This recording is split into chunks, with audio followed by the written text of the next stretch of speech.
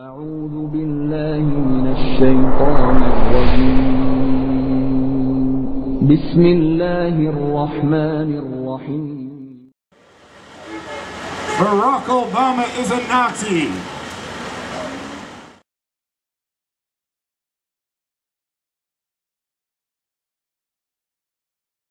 Website to sign a petition. Okay.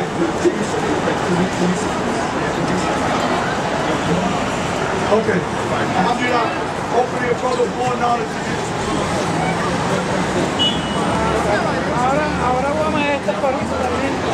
Bismillah ar-Rahman ar-Rahim. Bismillah ar-Rahman ar-Rahim. So what we're calling to all conscious people of America that are concerned, we're not calling for your death and destruction, unless of course you continue to fight us, unless of course you continue to perpetuate a global war on Islam that you call the war on terror.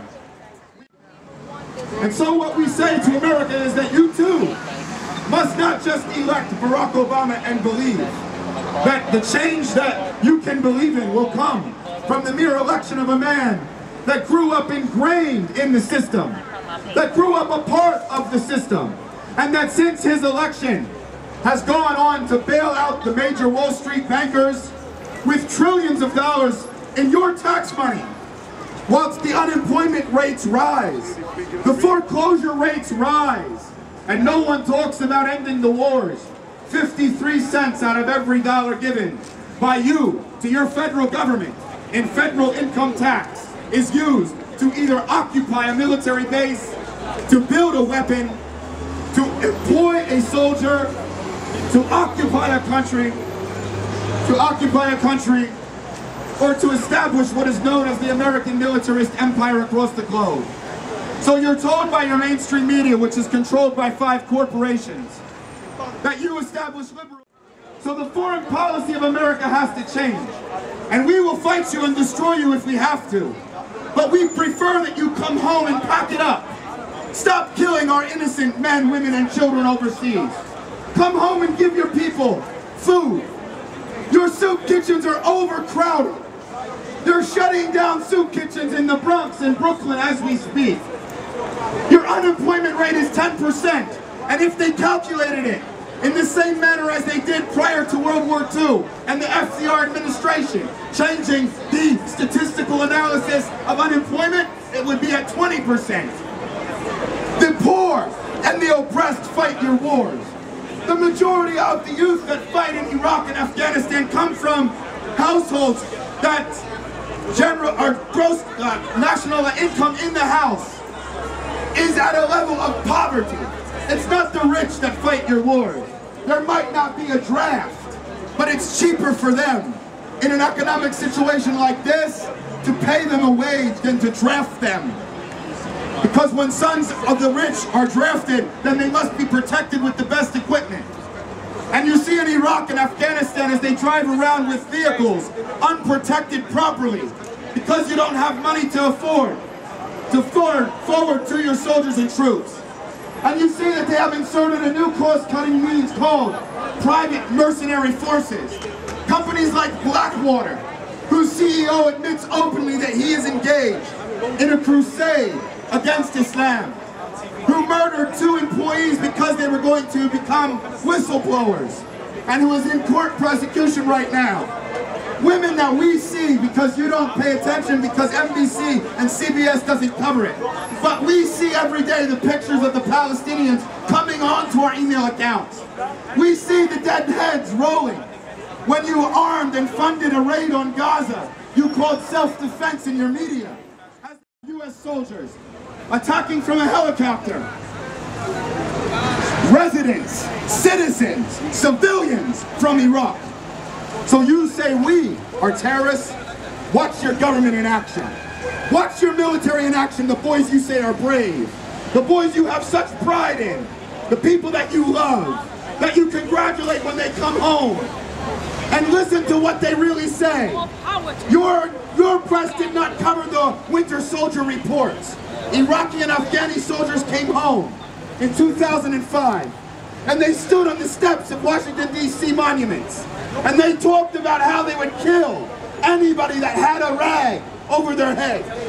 how they would indiscriminately murder anybody that even looked like they could be Taliban or Mujahideen. They don't care. And watch the footage. Watch your soldiers. That's my brother. That's my son. That's my daughter. We are all one family in Islam. If you kill an Iraqi, you kill me. If you kill an Iraqi child or rape an Iraqi daughter, you raped my daughter. And what would you do if I came to your house, blew it up, told you you had to be under the dictatorship of a government you never knew, established myself in your house at night, kicked in the door, came with an AK-47, shot your son, raped your daughter, and slayed your parents in front of your face? Would you fight back? Would you pick up arms? Or would you turn the other cheek and abide by the gospel?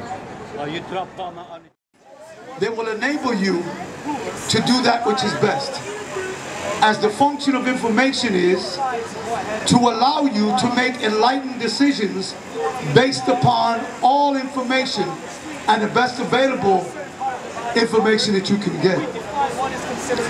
This is what we offer you on this table. We offer this ability. We offer this ability. So we invite you to come to the table. Boricua, Dominicano, Cubano, si tú comes arroz con habichuela, mofongo, mangú o plátano, we call you to come to this table para coger un punto de vista que puede hacerte en tu vida una diferencia. We understand that in the United States of America, in the most critical time in the history of this country, we are being driven to act in a manner that is not becoming or not conducive to a better condition for the American human being or for people as a whole. We understand that we are being driven to war. We understand that because of the economic processes and conditions in the world, it has become necessary for the United States to establish itself in a state of aggression. This point of view and this political and the acts of righteousness has nothing to do with this condition. In the United States of America, a country that I love very much, I'm a Muslim, but I was born here. I began as a Christian, and I came to Islam 8 years ago. In the United States of America, because of our separation from God, we have now got the highest rate of murder of any country on the face of the earth. We have the highest rate of rape of any country on the face of the earth. We have the highest rate of incest of any country on the face of the earth. We have the highest rate of alcoholism of any country on the face of the earth. We have the highest rate of drug use of any country on the face of the earth. We have the highest rate of infanticide of any country on the face of the earth. We have the highest rate of matricide of any country on the face of the earth. We have the highest rate of homosexuality and prostitution of any country on the face of the earth. In fact, in the United States of America, more women die from violence from their husbands than many Muslim countries put together. And they would have you believe the otherwise.